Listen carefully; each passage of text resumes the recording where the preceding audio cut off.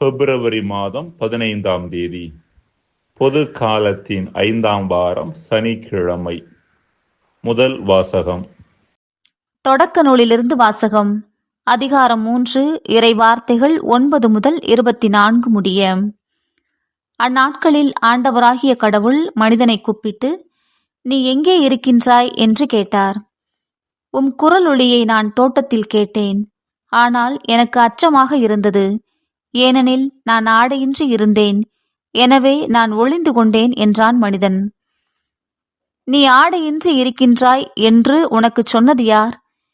நீ உண்ணக்கூடாது என்று நான் விலக்கிய மரத்திலிருந்து நீ உண்டாயோ என்று கேட்டார். அப்பொழுது அவன், என்னுடன் இருக்கும்படி நீர் தந்த அந்த பெண் மரத்தின் கனியை எனக்கு கொடுத்தாள், நானும் உண்டேன் என்றான். ஆண்டவராகிய கடவுள், நீ ஏன் இவ்வாறு செய்தாய் என்று பெண்ணை கேட்க, அதற்கு பெண், பாம்பு என்னை ஏமாற்றியது, நானும் உண்டேன் என்றாள். ஆண்டவராகிய கடவுள் பாம்பிடம், நீ இவ்வாறு செய்ததால் கால்நடைகள், காட்டு விலங்குகள் அனைத்திலும் சபிக்கப்பட்டிருப்பாய். உன் வயிற்றினால் ஊர்ந்து உன் வாழ்நாள் எல்லாம் புழுதியை தின்பாய். உனக்கும் பெண்ணுக்கும், உன் வித்துக்கும் அவள் வித்துக்கும் பகையை உண்டாக்குவேன். அவள் வித்து உன் தலையை காயப்படுத்தும், நீ அதன் குதிங்காலை காயப்படுத்துவாய் என்றார். அவர் பெண்ணிடம், உன் மகப்பேற்றின் வேதனையை மிகுதியாக்குவேன். வேதனையில் நீ குழந்தைகள் பெறுவாய். ஆயினும் உன் கணவன் மேல் நீ வேட்கை கொள்வாய், அவனோ உன்னை ஆள்வான் என்றார். அவர் மனிதனிடம், உன் மனைவியின் சொல்லை கேட்டு உண்ணக்கூடாது என்று நான் கட்டளையிட்டு விலக்கிய மரத்திலிருந்து நீ உண்டதால் உன் பொருட்டு நிலம் சபிக்கப்பட்டுள்ளது. உன் வாழ்நாளெல்லாம் வருந்தி அதன் பயனை உழைத்து நீ உண்பாய். முட்செடியையும் முட்புதரையும் உனக்கு அது முளைப்பிக்கும். வயல்வெளி பயிர்களை நீ உண்பாய். நீ மண்ணிலிருந்து உருவாக்கப்பட்டதால் அதற்கு திரும்பும் வரை நெற்றி வியர்வை நிலத்தில் விழ உழைத்து உன் உணவை உண்பாய். நீ மண்ணாய் இருக்கின்றாய், மண்ணுக்கே திரும்புவாய் என்றார். மனிதன் தன் மனைவிக்கு ஏவாள் என்று பெயரிட்டான், ஏனெனில் உயிருள்ளோர் எல்லோருக்கும் அவளே தாய். ஆண்டவராகிய கடவுள் மனிதனுக்கும் அவன் மனைவிக்கும் தோல் ஆடைகள் செய்து அவர்கள் அணியச் செய்தார். பின்பு ஆண்டவராகிய கடவுள், மனிதன் இப்பொழுது நம்முள் ஒருவர் போல நன்மை தீமை அறிந்தவன் ஆகிவிட்டான். இனி அவன் என்றென்றும் வாழ்வதற்காக வாழ்வின் மரத்திலிருந்தும் பறித்து உண்ண கையை நீட்டிவிடக் கூடாது என்றார்.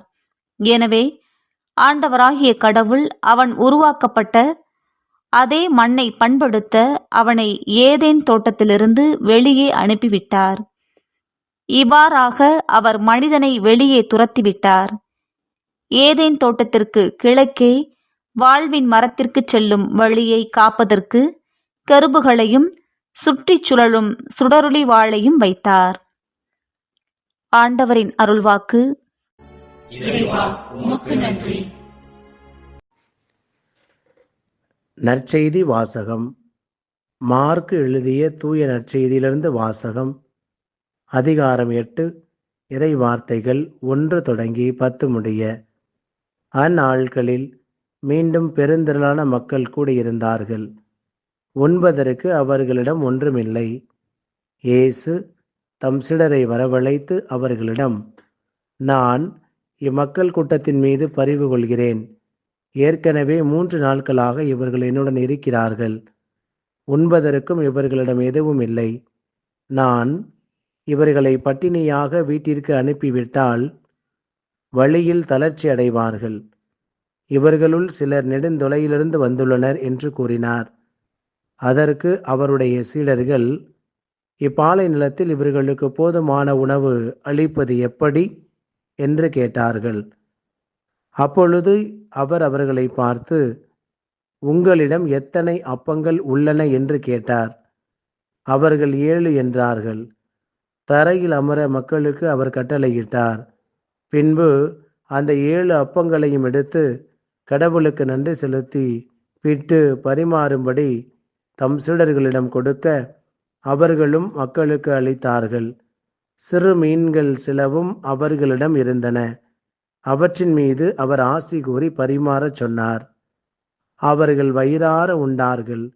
மீதியாயிருந்த துண்டுகளை 7 கூடைகள் நிறைய எடுத்தார்கள். அங்கு இருந்தவர்கள் ஏறக்குறைய 4000 பேர். பின்பு அவர் அவர்களை அனுப்பிவிட்டார். உடனடியாக தம் சீடரிடம் படகேறி தல்மனுத்தா பகுதிக்கு சென்றார். ஆண்டவரின் அருள்வாக்கு. கிறிஸ்துவே உமக்கு புகழ்.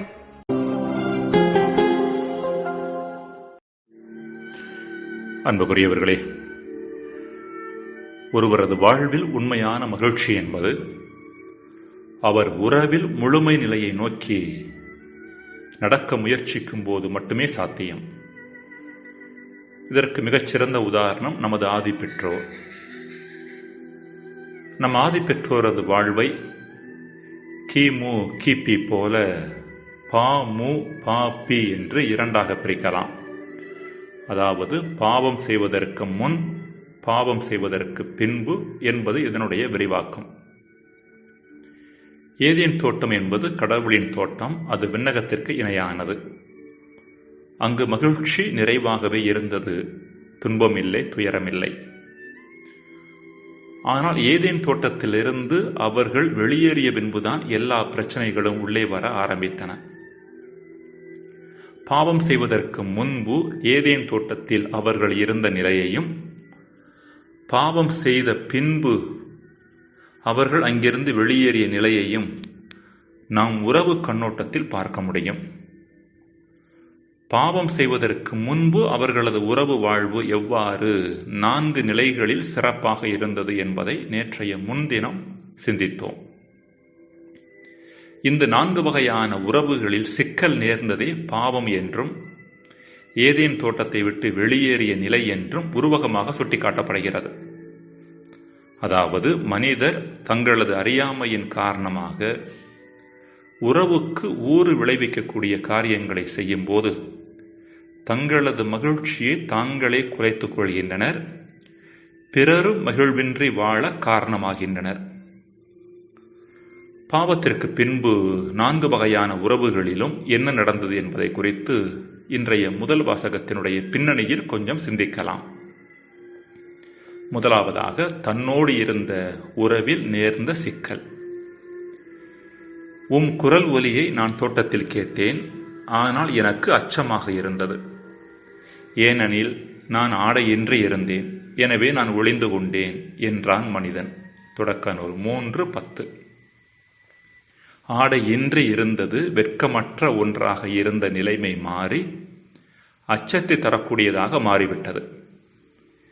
இது மனிதர்களுக்குள் தோன்றிய குற்ற உணர்வையும் இந்த குற்ற உணர்விலிருந்து தோன்றும் சுய வெறுப்பையும் சுட்டிக்காட்டுகிறது. இந்த குற்ற உணர்வே ஒரு மனிதர் தன்னை ஏற்றுக்கொள்வதற்கும் அன்பு செய்வதற்கும் மிகப்பெரிய தடையாக இருக்கின்றது. இரண்டாவதாக, பிறரோடு உள்ள உறவில் ஏற்பட்ட சிக்கல். என்னுடன் இருக்கும்படி நீர் தந்த அந்த பெண் மரத்தின் கனியை எனக்கு கொடுத்தாள் என்று ஆதாம் கூறியதாக நாம் வாசிக்கிறோம். 3:12. என் எலும்பின் எலும்பும் சதையின் சதையும் என்று இருந்த ஏவாள் இப்பொழுது நீர் தந்த அந்த பெண் என்று ஆதாமுக்கு ஆகிவிட்டாள். நம் கிராமப்புறங்களில் கூட கணவன் மனைவிகளுக்கிடையே பிரச்சனை வருகின்ற பொழுது கணவர் தன் மாமனாருக்கு தொலைபேசி செய்து உங்க மகளை கூட்டிட்டு போங்க என்று சொல்வதுண்டு. யாரும் என் மனைவியை கூட்டிட்டு போங்க என்று சொல்வது கிடையாது. அதாவது எனக்கும் அடுத்தவருக்கும் தொடர்பு இல்லை என்ற சிதைந்த சிந்தனையின் வெளிப்பாடு இது. மூன்றாவதாக, கடவுளோடு உள்ள உறவில் நேர்ந்த சிக்கல். தோட்டத்தில் ஆண்டவராகிய கடவுள் உலாவிக் கொண்டிருந்த ஓசை கேட்டு மனிதனும் அவன் மனைவியும் ஆண்டவராகிய கடவுளின் திருமுனிலிருந்து விலகி தோட்டத்தின் மரங்களுக்கு இடையே ஒளிந்து கொண்டனர். 3:8. இந்த வசனம் கடவுளோடு இருந்த ஆழமான உறவில் விரிசல் ஏற்பட்டதை அழகுற எடுத்துரைக்கிறது. நான்காவதாக, இயற்கையோடு உடனான உறவிலும் சிக்கல். உன் பொருட்டு நிலம் சபிக்கப்பட்டுள்ளது, முட்செடியையும் முட்புதரையும் உனக்கு அது முளைப்பிக்கும். 3:17 மற்றும் 18 வசனங்கள். மனிதனுக்காக கனிகளையும் விளைச்சலையும் முளைப்பித்த இயற்கை பாவத்திற்கு பின்பு முட்செடிகளையும் முற்புதர்களையும் முளைப்பிக்கும் நிலைமைக்கு தள்ளப்பட்டது. இது மனிதருக்கும் இயற்கைக்கும் இடையேயான உறவு பிளவை சுட்டிக்காட்டுகிறது. அன்புக்குரியவர்களே, தொடக்க பெற்றோர் மேற்கண்ட 4 வகையான உறவுகளிலும் சிக்கல்களை உருவாக்கியதன் மூலம் ஏதேன் தோட்டத்திலிருந்து வெளியேறினர். இன்று நாம் இந்த 4 வகையான உறவுகளிலும் வளர்வதன் மூலம் மீண்டும் ஏதேன் தோட்டத்திற்குள் நுழைய முடியும் என்பதை உணர்ந்து கொள்ள வேண்டும். அதாவது, எந்த ஒரு மனிதர் இந்த 4 நிலையிலுமான தன் உறவை புதுப்பித்துக் கொள்ள முயற்சிக்கின்றாரோ அம்மனிதர் தன் வாழ்வை மீண்டும் ஏதேன் தோட்டத்திற்கு உயர்த்தி கொள்ள முயற்சிக்கிறார் என்று பொருள். ஏதேன் தோட்டம் என்பது இடம் சார்ந்த ஒன்று அல்ல, அது மனம் சார்ந்த ஒன்று. உறவில் முழுமை அடைகின்ற போது நமக்குள்ளே நாம் இழந்த ஏதேன் தோட்டம் மீண்டும் கொஞ்சம் கொஞ்சமாக துளிர்க்க ஆரம்பிக்கிறது. எனவே ஏதேன் தோட்டம் என்பது எங்கோ அடைய வேண்டிய ஒன்று அல்ல, மாறாக நமக்குள்ளேயே நாம் உணர வேண்டிய ஒன்று. ஜெபம். இறைவா, பொருட்கள் தராத முழுமையை உறவு தர முடியும் என்பதை நாங்கள் உணர வரம் தாரும். ஆமேன்.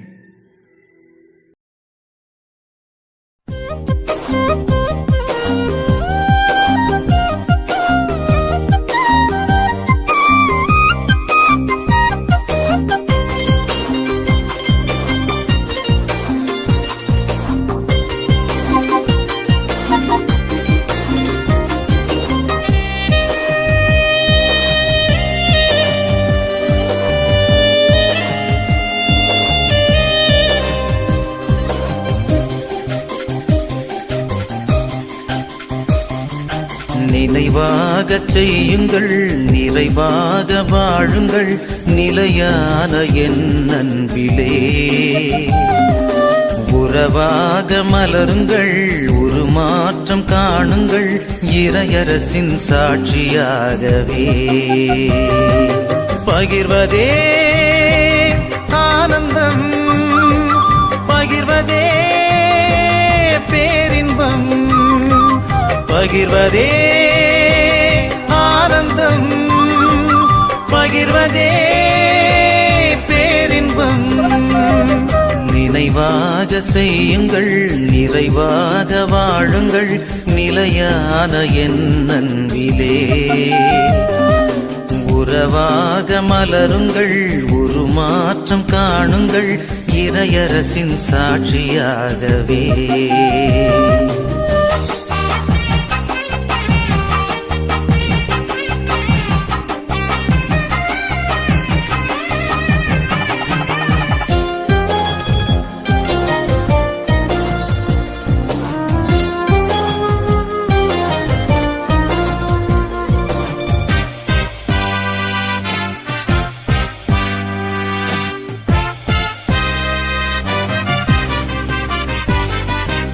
ஐந்து அப்பம் 2 மீனை அதிசயமாய் பலுகச் செய்து பகிர்ந்தளித்து பசி தீர்த்தாரே. வாழ்வு தரும் உணவு என்றார், வற்றாத ஊற்று என்றார், வான் சேர்க்கும் அப்பம் என்றாரே. ஓருடலாய் மாற திருப்பின்னம் நாம் பகிர்வோம், ஓர் குலமாய் வாழ வேற்றுமைகள் களைவோம், மனிதம் மலர அன்பில் வாழுவோம், மனிதம் மலர அன்பில் வாழுவோம். நினைவாக செய்யுங்கள், நிறைவாக வாழுங்கள், நிலையான என் அன்பிலே.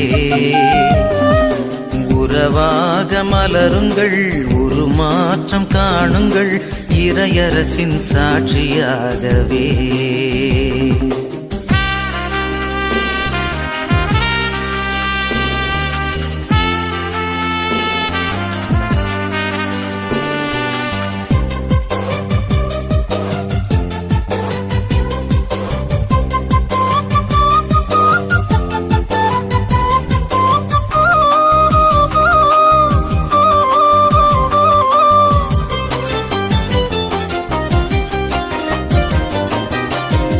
சமபந்தி விருந்துக்கென எளியோரை வரவழைத்து சமத்துவத்தை வாழச் செய்தாரே. நீதியின் பால் பசிதாகம் கொண்டவர்கள் நிறைவடைவார், நீதி நெறியில் நிலைத்திருப்போமே. தன்னுயிரை தந்து நாம் வாழ்ந்திடச் செய்தார், தன்னுடலை ஈந்து நாம் வளர்ந்திட வைத்தார். தியாக வாழ்வில் நாமும் வளரவே, தியாக வாழ்வில் நாமும் வளரவே. நினைவாக செய்யுங்கள், நிறைவாக வாழுங்கள், நிலையான என் அன்பிலே. உறவாக மலருங்கள், உருமாற்றம் காணுங்கள், இறையரசின் சாட்சியாகவே. பகிர்வதே ஆனந்தம், பகிர்வதே பேரின்பம், பகிர்வதே ஆனந்தம், பகிர்வதே பேரின்பம். நினைவாக செய்யுங்கள், நிறைவாக வாழுங்கள், நிலையான என் அன்பிலே. உறவாக மலருங்கள், உருமாற்றம் காணுங்கள், இறையரசின் சாட்சியாகவே.